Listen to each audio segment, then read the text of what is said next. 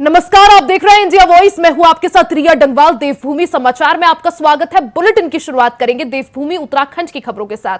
तो 10 मई से चारधाम यात्रा का विधिवत आगाज हो रहा है। ज्योतिष पीठ के शंकराचार्य स्वामी विमुक्तेश्वरानंद भी बाबा केदारनाथ की कपाट खुलने पर केदार धाम के लिए रवाना हुए हैं। साथ ही गुरुवार को धार्मिक मंत्रोच्चारण के साथ शंकराचार्य अपने अनुयायियों के साथ केदारनाथ के लिए रवाना हुए। शंकराचार्य ने इसे पौराणिक परंपरा बताते हुए कहा कि आदि गुरु शंकराचार्य की परंपरा के तहत भगवान केदारनाथ के कपाट खुलने के समय शंकराचार्य पहुंचते थे। बीच में इस जिम्मेदारी का निर्वहन रावल करते आ रहे थे, लेकिन अब वो आदि गुरु शंकराचार्य की परंपराओं का निर्वहन करने के लिए केदारनाथ पहुंच रहे हैं। इस दौरान शंकराचार्य ने चारधाम पर आने वाले तीर्थ यात्रियों से अपील की है कि चारधाम यात्रा के धार्मिक महत्व के अनुसार ही अपनी यात्रा प्रारंभ करें।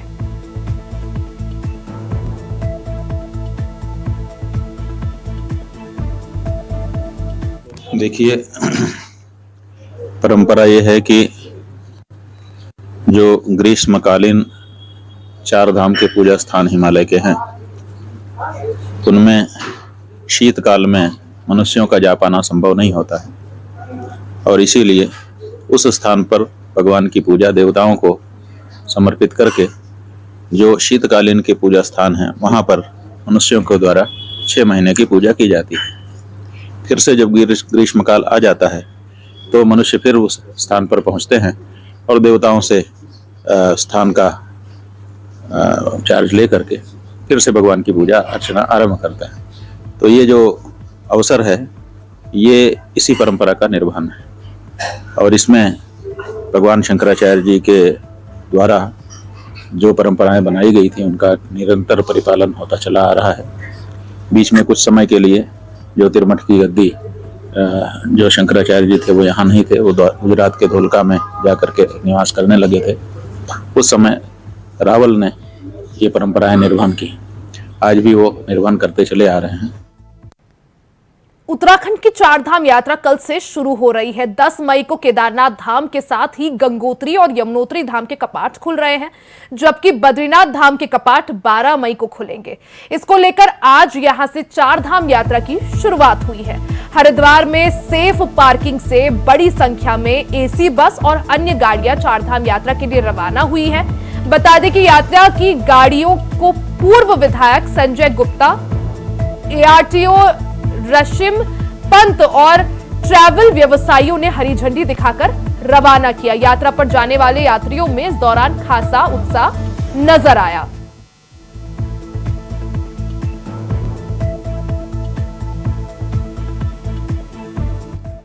तो देखो, हर साल ही बढ़ रही है। ये तो खैर मेन जो दिक्कत है वो रजिस्ट्रेशन की है।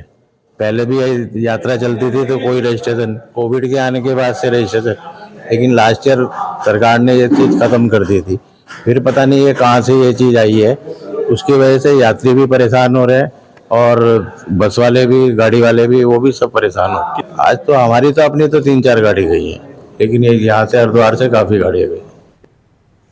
खबर रुद्रप्रयाग से है, जहां केदारनाथ मंदिर को फूलों से सजाया जा रहा है। कल यानी 10 मई को 7 बजे केदारनाथ धाम के कपाट खुल रहे हैं। चारधाम यात्रा को लेकर श्रद्धालुओं में भारी उत्साह है। केदारनाथ मंदिर समिति ने दानदाताओं की मदद से लगभग केदारनाथ मंदिर को 20 क्विंटल फूलों से सजाया है। आपको बता दें कि अलग अलग प्रजातियों के फूल हेलीकॉप्टर से केदारनाथ धाम पहुंचाए गए।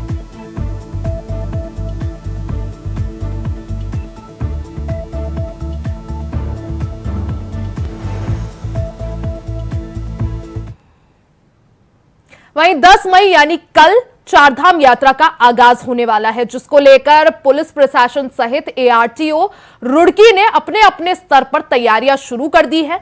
बता दें कि रुड़की एआरटीओ एल्विन रॉक्सी ने बताया कि इस यात्रा के दौरान देश के कोने कोने से लोग यहां पहुंचते हैं, जिसको लेकर सभी यात्रियों की सुविधाओं के लिए ग्रीन कार्ड बनाए जा रहे हैं और प्रतिदिन यानी रोजाना 30 से 40 ग्रीन कार्ड रुड़की एआरटीओ कार्यालय से बनाए जा रहे हैं। वहीं एसपी क्राइम पंकज गैरोला ने बताया कि हरिद्वार जिले के सभी हाईवे पर किसी तरह का जाम ना लगे, इसके लिए व्यवस्थाएं कर दी गई हैं।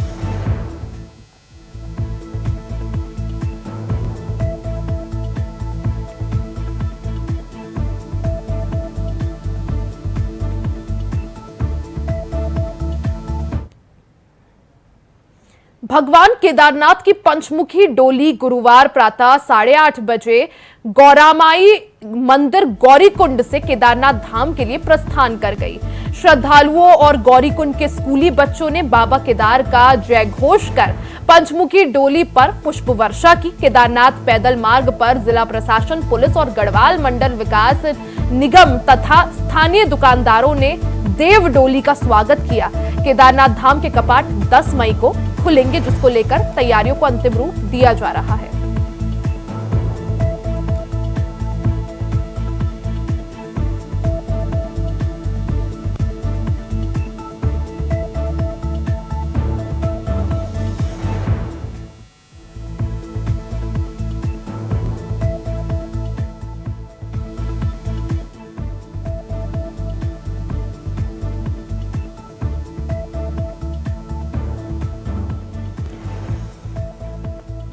इसी पर ज्यादा चर्चा के लिए हमारे साथ किशोर उपाध्याय, भारतीय जनता पार्टी से विधायक, हमारे साथ जुड़ गए हैं। किशोर उपाध्याय जी, आपका बहुत बहुत स्वागत है इंडिया वॉइस पर। जी जी नमस्कार जी, हुक्म करें। किशोर जी, चारधाम यात्रा का कल यानी 10 मई से आगाज हो रहा है। चारधाम यात्रा को बोला जाए तो एक तरह से उत्तराखंड के लिए आर्थिकी का सबसे बड़ा स्रोत या फिर उत्तराखंड की रीढ़ भी इसे कह सकते हैं। ऐसे में जगह जगह से अलग अलग राज्यों से लोग जो है उत्तराखंड पहुंचते हैं, तो किस तरह से अब की बार तैयारियां और उत्तराखंड कितना तैयार? हेलो जी किशोर जी, आपको आवाज मिल पा रही है? जी जी बताएं, अब आ रही। किशोर जी, सवाल ये था कि जिस तरह से उत्तराखंड के लिए चारधाम यात्रा का काफी ज्यादा महत्व है, क्योंकि उत्तराखंड की आर्थिकी इस पर काफी ज्यादा निर्भर करती है और उत्तराखंड की रीढ़ भी इसे कहा जाता है। ऐसे में अलग अलग राज्यों से श्रद्धालु चारधाम यात्रा के लिए आते हैं, तो किस तरह से अब की बार तैयारियां और कितना उत्तराखंड इसके लिए तैयार है? और ये देवभूमि उत्तराखंड जो माँ गंगा और यमुना की जन्मभूमि भी है जी, और साथ में चारों धाम भी है। ये माना जाता है कि भगवान शंकर यही निवास करते हैं और साथ में भगवान विष्णु भी बद्रीनाथ में। तो पहली बात तो ये है कि हमारी सरकार धर्मपरायण सरकार है। हम आर्थिकी लाभ के हिसाब से इस यात्रा को नहीं देखते हैं।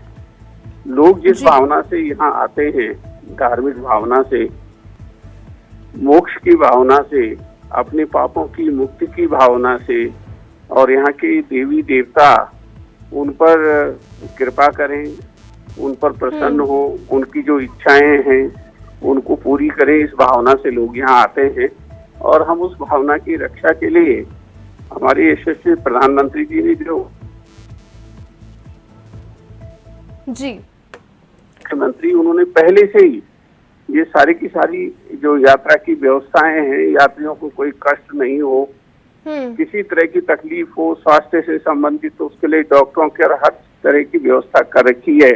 कल ही वो रुद्रप्रयाग में थे, जहाँ जो है वो केदारनाथ जी के उद्घाटन हो रहे हैं। तो हमारा प्रदेश, हमारी सरकार पूरी तरह से तैयार है। बिल्कुल, यानी तैयारियां पूरी हैं। ठीक है किशोर जी, हमारे साथ ठीक है, बिल्कुल हमारे साथ राजकुमार जी भी जुड़ चुके हैं, कांग्रेस से पूर्व विधायक। राजकुमार जी, आपका भी बहुत बहुत स्वागत है इंडिया वॉइस पर। जी नमस्कार। राजकुमार जी, कल यानी 10 मई से चारधाम यात्रा का आगाज हो रहा है, ऐसे में किस तरह से आपको तैयारियां लग रही है? देखिए, 22 लाख से अधिकांश यात्रियों के रजिस्ट्रेशन हो चुके हैं। प्रदेश में कोई भी ऐसी सुविधाएं नहीं दी गई हैं जिससे यात्री कहीं ठहर सकें, क्योंकि आपने देखा हो कई धामों में पुनर्निर्माण का कार्य चल रहा है। केदारनाथ वहाँ सभी होटल या अन्य जो सुविधाएं शासन द्वारा दी जाती थी लगभग ध्वस्त हैं और कोई नई सुविधा ऐसी उपलब्ध नहीं है जिससे कि यात्रियों को सुविधा मिल सके। यहाँ तक कहा गया है कि स्वास्थ्य संबंधी डॉक्टर्स ही नहीं है वहाँ पर, दवाइयाँ की तो बात ही अलग है, डॉक्टर्स ही नहीं है तो कैसे उन लोगों को कोई घटना घटती है या कोई और वैसी बात होती है। नहीं, लेकिन मेडिकल की तैयारियां हैं, हेल्थ एटीएम लगाए गए हैं। तैयारियां हैं, हेल्थ कैंप से नहीं चलता ना, स्टाफ तो है ही नहीं है इनके पास, तो मेडिकल क्या लगाएंगे, स्टाफ ही नहीं है। आज हम स्वास्थ्य सचिव से मिले हैं, उन्होंने कहा कि अब सुविधाएं कर रहे हैं, कोई सुविधा नहीं है इनके पास। ठीक है, किशोर जी जवाब दीजिए। राजकुमार जी यही कह रहे हैं कि आप कह रहे हैं तैयारियां है, राजकुमार जी कह रहे हैं तैयारियां नहीं है, वो कह रहे हैं ना स्टाफ है ना मेडिकल की तैयारियां है, किस तरह से मैनेज करिएगा? मेरे बहुत पुराने साथी, मेरे छोटे भाई हैं राजकुमार जी, और मैं तो मजाक में भी कहता था, मैंने कहा राजा से ज्यादा राजकुमार की चलती है। जब ये उसमें हमारे पार्लियामेंट्री सेक्रेटरी भी थे, तो राजकुमार का जिस तरह से स्वभाव होता है ना, अपनी जिम्मेदारी को किस रूप में लेते हैं, राजाओं के जमाने में जो स्थिति रहती थी, मुझे लगता है कि वो उसी स्थिति में इस समय बात कर रहे हैं। आप स्पेसिफिक मुझे बता दीजिए जहां पर कोई असुविधा है या व्यवस्था नहीं है, मेरी और मेरी सरकार की जिम्मेदारी है राजकुमार जी, हम उसको पूरा करेंगे। आदमी की जिंदगी सबसे महत्वपूर्ण है। कहा जाता है ना कि पेड़ की छाया और आदमी की माया तभी तक है जब तक वो खड़ा है। तो हमारी कोशिश ये है कि कोई भी किसी तरह की क्षति जो है जान की नहीं, लेकिन किशोर जी आप ये तो मानेंगे कि हर बार चारधाम यात्रा जब भी हर साल होती है, अपनी अपनी चुनौतियां उसके साथ होती है, तो अब की बार जो चुनौतियां हैं उनसे निपटने के लिए क्या कुछ तैयारियां? एक तरफ वनाग्नि की घटनाओं से, कुमाऊं से लेकर गढ़वाल तक जो जंगल है वो जल रहे हैं, कैसे मैनेज करिएगा? इसके बाद मॉनसून भी आने वाला है, तो किस तरह से तैयारियां? क्योंकि वनाग्नि की जब बात आई तो तैयारियां कुछ खास दिखी नहीं, तो अब चारधाम शुरू होने वाला है, चारधाम यात्रा शुरू होने वाली है, कैसे मान ले, किस तरह से तैयारियां? केंद्र सरकार पूरी मदद कर रही है। हमारी सरकार ने परसों ही जो हमारी चीफ सेक्रेटरी हैं, चारों धामों की और केदारनाथ, बद्रीनाथ, हर जगह की जो व्यवस्थाएं हैं उसको देखने के लिए गई हैं। कल मुख्यमंत्री जी गए हैं। इस समय आचार संहिता भी लगी हुई है, उसके लिए भी हम लोगों ने परमिशन ली है। और हम सब का, देखिए, हमारा रिश्तेदार, आपका रिश्तेदार, हमारा संबंधी हो सकता है, मुख्यमंत्री जी का संबंधी हो सकता है, प्रधानमंत्री जी का संबंधी हो सकता है, जो चार धाम यात्रा पर आए हैं, उनकी सुरक्षा करना हमारी सरकार की जिम्मेदारी है और हम पूरी जिम्मेदारी के साथ उसका निर्वहन कर रहे हैं। हर तरह के, अभी आपने देखा होगा तो अभी राजकुमार जी कह रहे थे डॉक्टर नहीं है, 265 डॉक्टरों की इस समय व्यवस्था कर रखी है। लाखों लोगों में 265 डॉक्टर क्या आप बेचते हैं जी? लाखों लोगों में इतने लाखों लोग आने हैं जी, तो 265 डॉक्टर अगर आप कह रहे हैं तो 265 डॉक्टर क्या भेजते हैं? और आज हम स्वास्थ्य सचिव डॉक्टर राजेश कुमार जी से वार्ता करके आए हैं, उनको भी अपने अवगत कराया है कि भाई रोजाना 10-10 हजार से ज्यादा ये आंकड़ा पहुंच जाता है, तो ऐसे में जो डॉक्टरों का आप जिक्र कर रहे हैं 265, क्या वो काफी है यात्रियों के लिए, श्रद्धालुओं के लिए? नहीं, उसके लिए हमने पहले व्यवस्था कर रखी है। लोगों को मेडिकल टेस्ट होता है। मान लीजिए कोई केदारनाथ जा रहा है, पैदल जा रहा है, तो हम पहले उसका स्वास्थ्य परीक्षण करते हैं कि वो जाने लायक है कि नहीं है। यहाँ गौरीकुंड में हम अपनी जिम्मेदारी से जितनी सारी सुविधाएं हैं, बल्कि उससे भी अच्छी सुविधाएं, तब चाहे भोजन की व्यवस्था है। अभी मुख्यमंत्री जी ने, जिन्होंने भोजन चार धाम यात्रा में व्यवस्थित करना है, उनकी मीटिंग भी ली कि किसी को किसी तरह की असुविधा ना हो, रहने की असुविधा ना हो।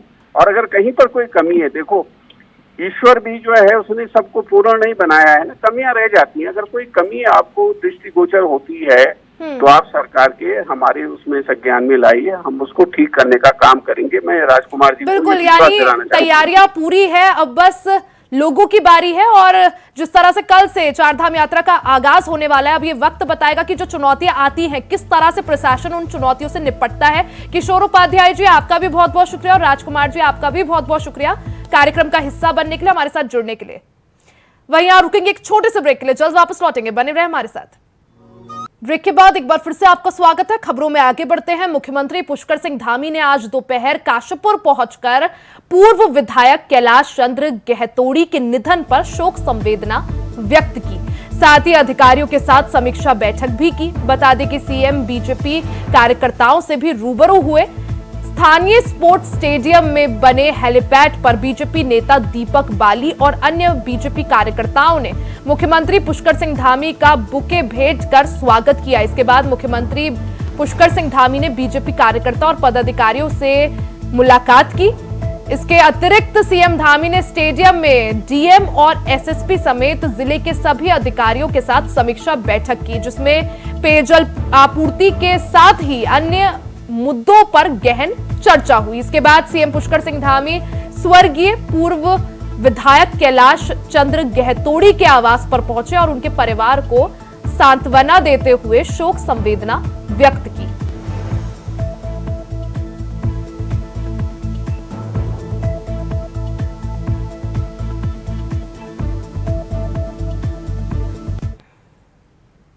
रामनगर के प्रसिद्ध गर्जिया देवी मंदिर में 10 मई से 30 जून तक श्रद्धालुओं का प्रवेश प्रतिबंधित रहेगा। ये निर्णय स्थानीय प्रशासन एवं मंदिर समिति के पदाधिकारियों ने लिया है।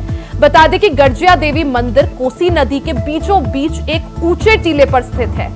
पिछले वर्ष आई आपदा के चलते मंदिर के टीले में दरारें पड़ने के बाद जहां एक ओर माता के मंदिर को खतरा उत्पन्न हो गया था, तो वहीं मंदिर में दर्शन के लिए आने वाले श्रद्धालुओं के लिए भी एक बड़ा खतरा उत्पन्न हो गया था। हालांकि सिंचाई विभाग द्वारा पूर्व में भी मंदिर के इस टीले की मरम्मत का कार्य तिरपाल लगाकर किया गया था, लेकिन अब मंदिर के मुख्य टीले का मरम्मत का काम शुरू होना है, जिसके चलते मंदिर में 10 मई से 30 जून तक श्रद्धालुओं का प्रवेश प्रतिबंधित रहेगा।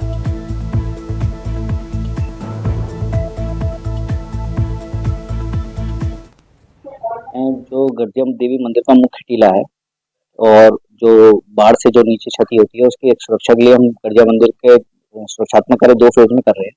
इसमें प्रथम फेज का कार्य भी किए जाने हैं, जिसमें मंदिर के टीले की स्ट्रेंथनिंग और नीचे टो प्रोटेक्शन का कार्य किया जाना है। अभी उसके लिए जो मंदिर के टीले के लिए हम कार्य कर रहे हैं उसमें शॉर्टकट का कार्य किया जाना है, जिसमें वेल्डेड वायर मैश के साथ।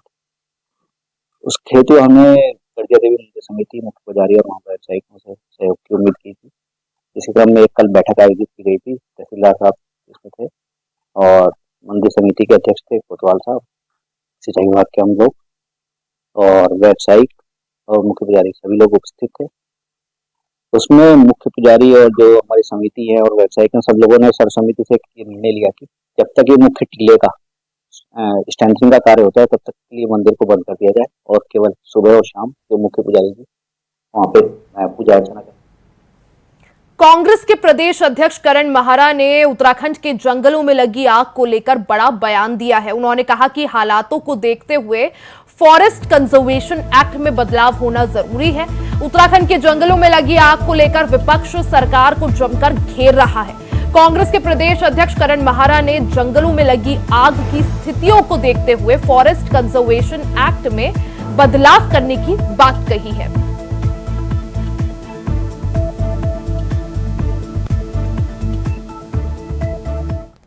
फिर तो बॉर्डर में जो है फौज की जरूरत ही नहीं है, बीसी से काम चल जाना चाहिए। ये वनाग्नि जो है ये फील्ड वर्क है और इसमें जो सबसे बड़ी कमी आई है बीजेपी के शासन में, आपको याद होगा कुछ वर्ष पहले तक 2 काम होते थे। एक तो आग का जो सीजन होता था, जब पिरूल गिरता था चीड़ का, तो उस समय फायर वॉचर्स लगाए जाते थे। 2 या 3 महीने की एक फौरी नौकरी दी जाती थी, गाँव वालों को मानदेय दिया जाता था, वो उस आग को बचाते थे। दूसरा, पेयजल की समस्या होती थी, खच्चर लगाने की व्यवस्था। जिन गाँव में पानी नहीं होता था या पाइप सप्लाई नहीं थी, बारिश की कमी की वजह से पानी सूख जाता था, तो खच्चर लगाए। ये दोनों व्यवस्थाएं इस सरकार ने बंद कर दी। घर घर नल और घर घर जल वालों को पता चलेगा त्राहिमाम कर रहा है पूरा पहाड़, पानी नहीं है गाँव में, शादियां हो रही तो लोग रो रहे हैं पानी के। तो ये बहुत बड़ी स्थिति है और मैंने एक सुझाव सरकार को दिया था। मैंने कहा था जो कंजर्वेशन एक्ट है फॉरेस्ट का, जो 80 के आसपास बना था दशक में, उसको बदलने की आवश्यकता है। इनकी डबल इंजन की सरकार को केंद्र पे इस पर विचार करना चाहिए।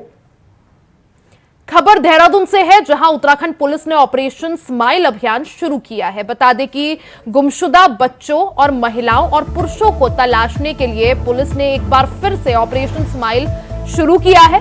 बताया जा रहा है कि 1 मई से 2 महीने के लिए इस ऑपरेशन में साल 2000 से अब तक गुमशुदा लोगों की तलाश की जाएगी। इसके लिए 4 बड़े जिलों में 5-5 टीमों का गठन किया गया है।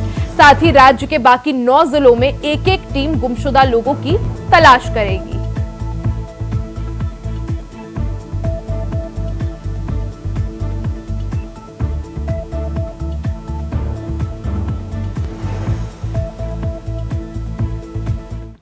बिल्कुल आपने सही कहा। हमने 2 महीने का अभियान फिर से चलाया है। हमने समय समय पर, आप लोग अवगत होंगे कि हम विभिन्न अभियान चलाते हैं, क्योंकि आप देखते होंगे कि बहुत सारे लोग मिसिंग हो जाते हैं और मिसिंग के बारे में पता नहीं चलता है। देश बहुत बड़ा है और जनसंख्या हमारी बहुत है। कई बार लोग बिना बताए हुए दूसरे राज्य में काम करने के लिए चले जाते हैं, तो और यहाँ पे मिसिंग रिपोर्ट लिख दी जाती है। तो इस तरह की जो चीजें होती है उसको कम करने के लिए, मिसिंग पर्सन्स को इमीडिएट ट्रेस करने के लिए हमारी एक एसओपी है। उस एसओपी के तहत विभिन्न जनपदों में हमने डायरेक्शन दिया है, टीमें बनाई गई हैं, वो लोग कार्य करना उन्होंने प्रारंभ कर दिया है। हम 2 महीने तक इसमें अभियान चलाएंगे, क्योंकि 4 धाम यात्रा का भी सीजन है, तो इसमें भी कई सारे लोग भीड़ भाड़ में खो जाते हैं, तो उसके अनुरूप भी हमने इसको भी चलाया है। उत्तराखंड निकाय चुनाव के लिए सियासत गरमाने लगी है। बीजेपी हो या कांग्रेस, दोनों ही दल संगठन को मजबूत करने के साथ साथ टिकाऊ प्रत्याशियों की खोज में जुट गए हैं। इस पर ज्यादा जानकारी दे रहे हैं हमारे संवाददाता अभय कैंतुरा।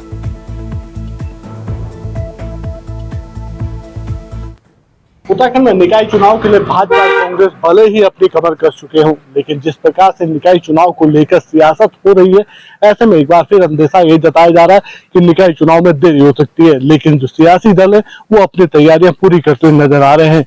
कांग्रेस की तरफ से जहां पार्षदों के आवेदन यहां पर मंगाए जा रहे हैं, यानी जो चुनाव लड़ने के संभावित उम्मीदवार हैं उन सभी के फॉर्म भरने का काम यहां पर किया जा रहा है, तो दूसरी तरफ भी बीजेपी ने निकाय चुनाव के लिए पार्टी संगठन के भीतर अपनी पहल शुरू कर दी है। ये समझा जा सकता है कि आगामी दिनों में निकाय चुनाव की जो सियासत होगी वो चरम पर होगी और प्रदेश की जो निकायां, जो पंचायत है, वहां पर इस प्रकार से निकाय चुनाव को लेकर तिथियों के ऐलान के साथ ही जो चुनावी भेरी है वो बजनी शुरू हो जाएगी।